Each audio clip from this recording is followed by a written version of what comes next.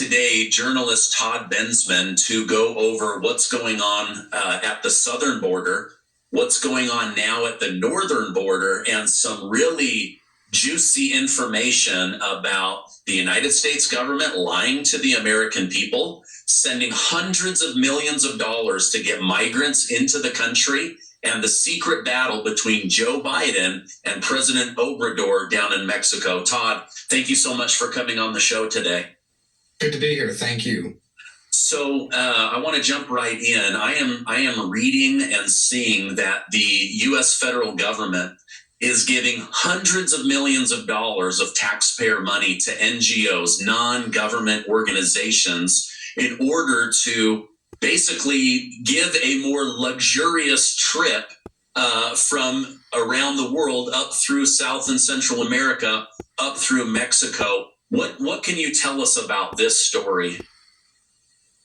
Well, it is true. It is absolutely true that the Biden administration, through the State Department and USAID, one of the big agencies that delivers humanitarian aid for using U.S. taxpayer, they are funneling probably historic levels of cash to UN agencies and who are running a huge endeavor in South America and Mexico, Latin America, Mexico, to aid and abet and make life easier, the travel easier, every human need met down there for migrants who are on the trail on the way in, so that and using probably about 248 NGOs that are international NGOs, local NGOs, but also a lot of American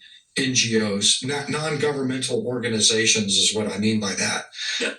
Including quite a few religious organizations that are well known to all of us, are down there doling out credit cards, using cash vouchers for things like hotel and transportation, handing out food, clothing, medical treatment, legal assistance, shelter of all kinds, really everything that you need to travel from very distant countries to our southern border is being provided. So we're funding our own invasion. Well-established, entrenched network of aid stations. I would just call them aid stations. And those aid stations are advertised for all to see, so that you know that if you run out of food, that you should account for so many days to get to the next one, and then the next one, all the way to the U.S. border, all the way to the U.S. border. Now, the United Nations is managing this. Of course they are. By and large, it's a public record. They don't hide it. You can find their budget document for 2024, calling for $1.6 billion to be handed out to 3 million immigrants all along the trail from South America, from the tip of South America all the way here. 372 million of that just in cash debit cards, tens of millions for what they call humanitarian transportation. They'll tell you that this is because they're coming anyway, so we're going to save them from suffering and death, provide a safety net.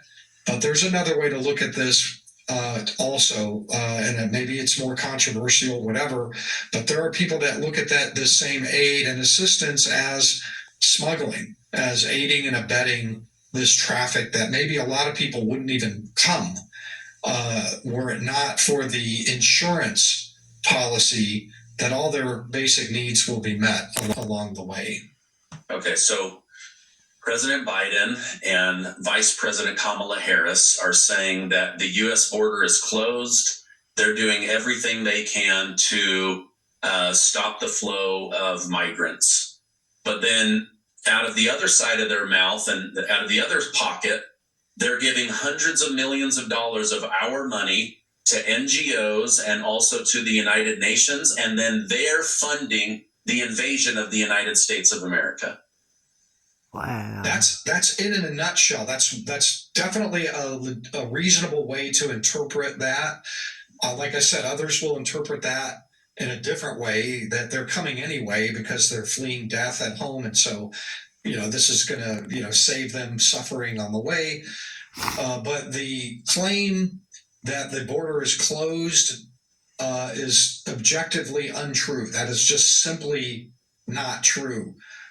They are allowing into the country north of 85% of everybody who touches that border is allowed in, welcomed in. Within a day, they're on a bus or a plane to the city of their choice. 85% at a minimum